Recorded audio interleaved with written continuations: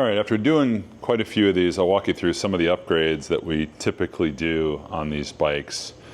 So first and foremost, we tend to strip down the frame completely, and we'll show that on one of the bikes. Paint everything, make it look really cool, and then put it all back together. Replace anything that needs to be replaced. Almost always put new plastics on. So these plastic kits are standard CRF 50 plastic kits, and they take a little bit of modification, specifically within the seat, and I'll explain some of that in probably a later video. I don't use, there's like a rear fender piece that goes on here that we don't use because it just looks cooler without it. But you can pick these up pretty cheap. I'll have links down below, generally less than like 40 bucks for the plastic kits, and there's in a whole bunch of different colors. For the seat, this is a tall seat, so you'll see options where you can buy it with a tall seat. Again, if you want to use the tall seat with a CRF 50 plastics kit, you have to do a little bit of modification where you actually take the foam from the tall seat, but then keep the existing plastic base. We'll probably do a separate video on that just so you can see how that whole process works. But these tall seats really do look quite a bit better. They're cleaner, they don't have the Razor badging on it, and they sit a little bit higher and actually give you just a little bit more cushioning too. On the plastics kit, you can put whatever graphics kit you want. There's lots of different graphics kit options that are out there, either on eBay, on AliExpress, on Amazon even too.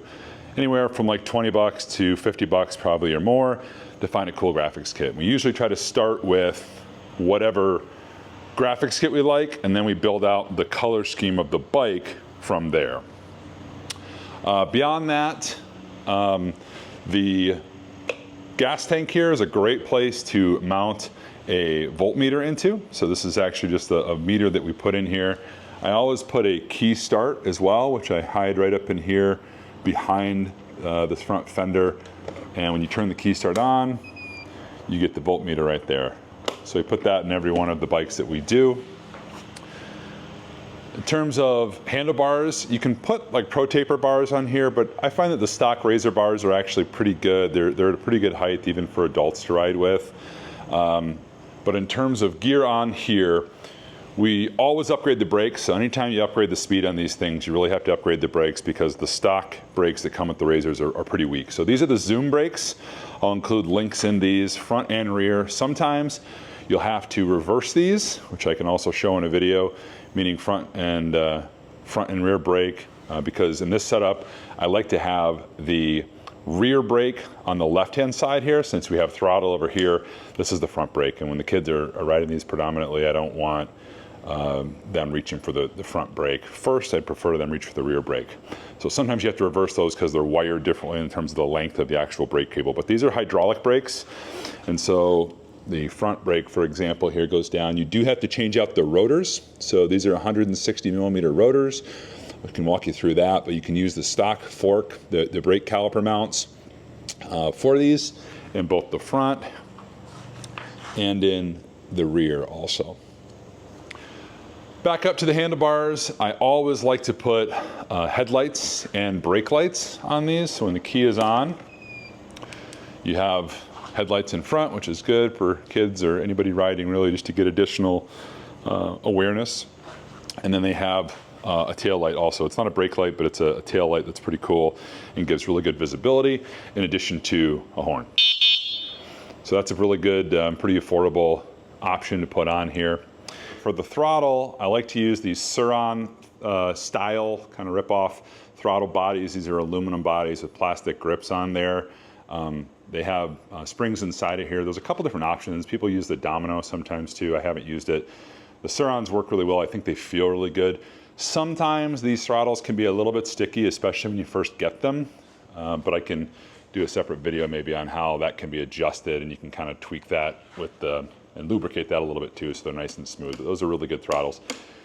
And for grips, it's really your choice. These are actually like a Pro Taper knockoff, the pillow style.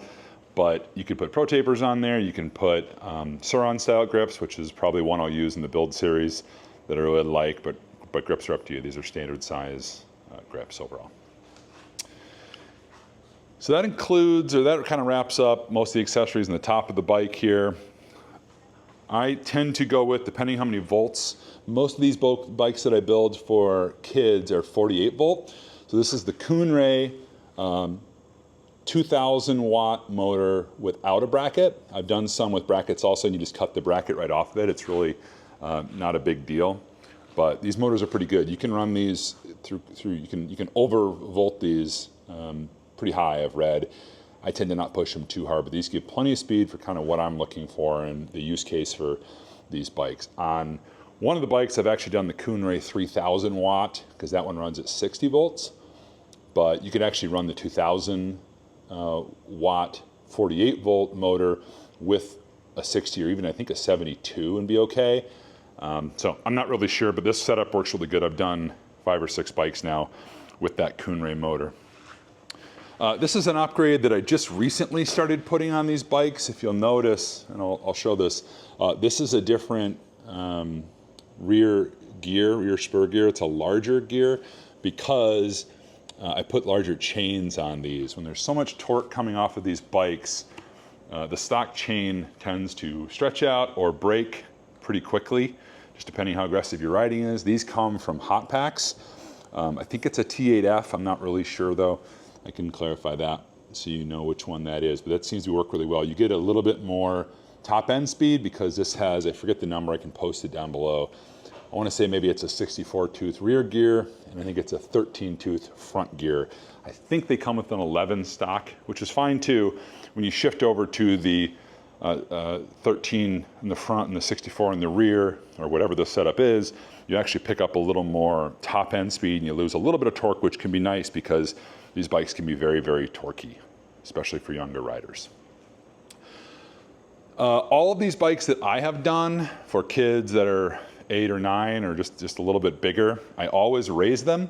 So this has been raised 2 inches. You can tell because the rear swing arm, you can see points down. I can show an example with the stock bike. It's more of a flat across the way here, but these point down. So you raise it about 2 inches in the rear and 2 inches in the front. There's a few different options.